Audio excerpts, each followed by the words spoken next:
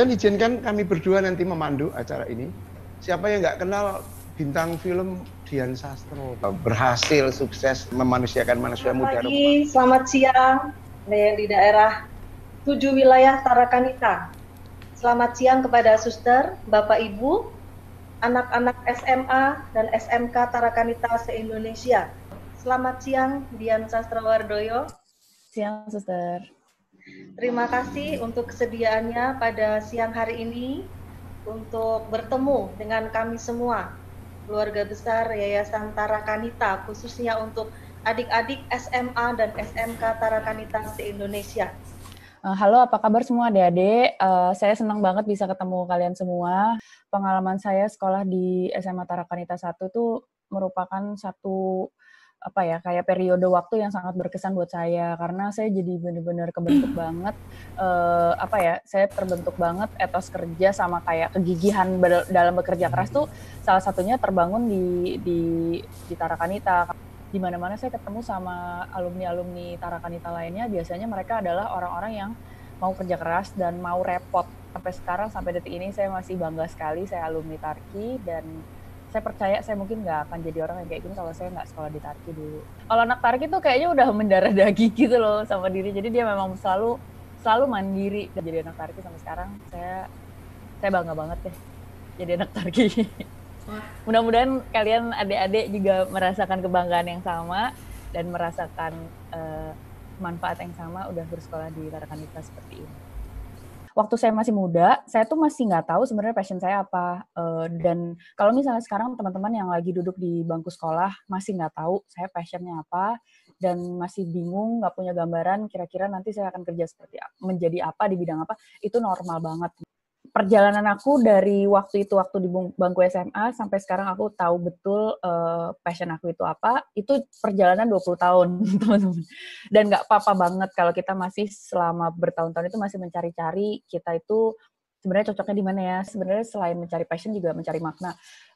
Kenapa saya mengerjakan pekerjaan yang saya lakukan. Kita punya makna, kita jadi punya passion lebih besar untuk bisa mengerjakan pekerjaan kita dengan lebih baik. Apa saja tantangan atau challenges yang kakak alami selama kakak memulai perjalanan menemukan passion kakak, khususnya dalam saat kakak duduk di bangku SMA, dan bagaimana cara kakak mengatasi hal-hal tersebut? Terima kasih, selamat pagi. Jadi gini, kalau perjalanan saya itu, dulu tuh saya sempat juga loh, saya kan anak bahasa waktu kelas 3, dan sempat dulu tuh saya punya kayak analogi bahwa kalau kita anak bahasa tuh kesannya pilihannya tuh jadi lebih terbatas dalam memilih jurusan perguruan tinggi. Jadi tuh saya sempat banget kepengen justru gimana caranya saya nggak jadi anak bahasa, gimana caranya setidaknya saya IPS gitu loh. Padahal sebenarnya saya justru bahagia banget saya tuh anak bahasa gitu loh, karena saya jadi dapat pendalaman Pak Mayan ya sebutannya, kayak saya bisa jadi menikmati jurusan filsafat justru karena saya anak bahasa, karena saya biasa baca karya sastra gitu ya Pak ya. Jadi ada nilai-nilai di situ. Ada nilai-nilai kemanusiaan yang mungkin saya lebih akan gali lebih dalam karena saya anak bahasa, karena jam pembahasan sastra dan bahasa Inggris, jadi ibaratnya sastra Inggris pun juga lebih dalam daripada kalau saya jadi anak IPS maupun anak IPA. Saya sempat sekolah di Fakultas Hukum di UI, cuma 2 semester doang, saya keluar. Bukan karena saya nggak mampu apa gimana, tapi ternyata karena saya nggak cocok di hati nurani saya. Karena saya nggak passionate terhadap materi yang diajarkan di Fakultas Hukum. Dan saya bisa tahu ternyata panggilan saya itu di seni dan di film, dan kenapa saya akhirnya bangga saya kerja di dunia hiburan, itu juga baru 10 tahun terakhir. Karena dulu waktu saya seumur kalian, saya tuh punya analogi ke sana, dunia hiburan atau dunia seni itu bukan sesuatu yang keren, bukan sesuatu yang bisa dibanggakan di depan orang tua atau di depan keluarga besar gitu loh. Orang dengan kerja kreatif itu bisa jauh lebih sukses selama kamu memiliki passion dan mendapatkan makna kenapa kamu melakukannya. Mestinya sih kamu nggak masalah kerja apapun aja selama itu bisa ada manfaatnya buat banyak orang. Terima kasih Kak Dian. Udah jelas. Selama Kak Dian berkarir sejauh ini, apakah kakak pernah mengalami suatu kegagalan? Dan bagaimana caranya kakak bangkit dari kegagalan tersebut sehingga menuju kesuksesan dan bisa menemukan passion kakak seperti sekarang ini? Pemahaman kalau kegagalan tuh sebenarnya nggak ada yang namanya kegagalan beneran. ada tuh namanya belum berhasil gitu loh.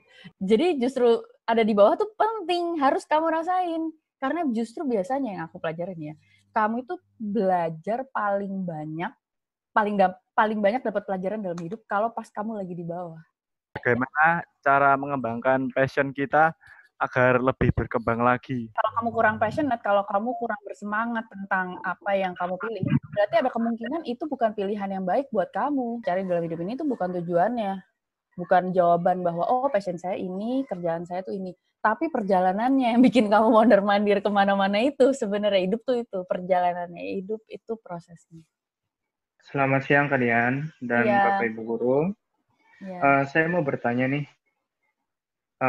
Dulu kan saya pernah mencoba masuk ke dunia kerja. Saya sempat 3 bulan lah saya masuk dalam kantoran. Saya berhenti itu dikarenakan posisi saya yang tidak disukai oleh banyaknya karyawan. Bagaimana sih caranya kita itu bertahan di saat posisi tekanan seperti itu, biarin supaya kita tuh bisa bertahan dalam desakan. Caranya tuh adalah gini, kita tetap harus baik dan tetap harus punya prasangka positif terhadap mereka semua, prasangka baik.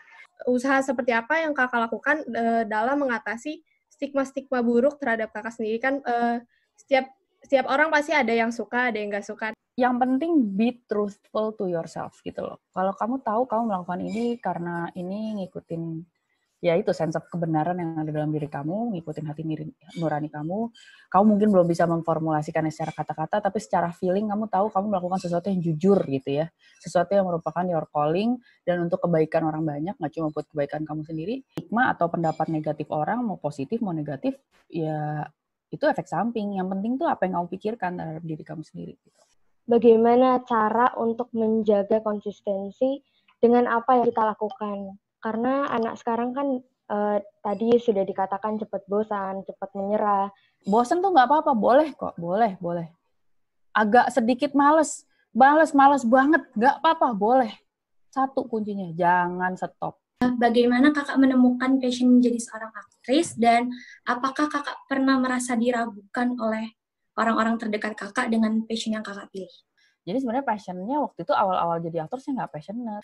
Makanya sekarang saat saya jadi produser, saya jadi jauh lebih passionate.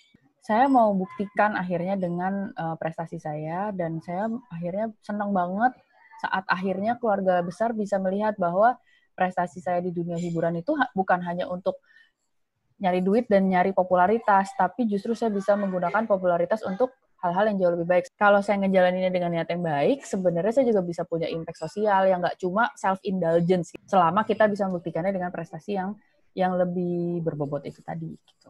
Cara kita bisa meyakinkan diri bahwa passion yang kita punya itu bisa menghidupi kita nantinya. Kalau boleh tahu, kamu passionnya apa ya? Kalau boleh tahu. Kebetulan aku suka nulis gitu. Kira-kira masuk nggak di hitungan? Kalau kamu udah tahu gaya hidupnya segini, berarti kalau saya mau keluarin buku, kalau kesuksesan si ini, berarti ini, ya kamu harus mengembangkan diri sampai sejago si penulis kamu itu. Misalnya kamu lebih jago daripada penulis idola kamu pun, keberuntungan kan belum tentu ada di pihak kamu. Itu benar-benar tinggal kamu berdoa aja dan positive thinking. Selamat siang, Mbak Dian. Siang. Sungguh luar biasa ya, siang hari ini. Meaningful in life, itu sering muncul. Jadi ini penting sekali. Memang mungkin itu kata yang mudah diucapkan, tetapi itu tadi ya, harus ada kesatuan antara rasa, nalar, dan kehendak berbuat. Kemudian dirasa kembali begitu ya, proses yang harus kita hidupi. Tidak ada kegagalan beneran.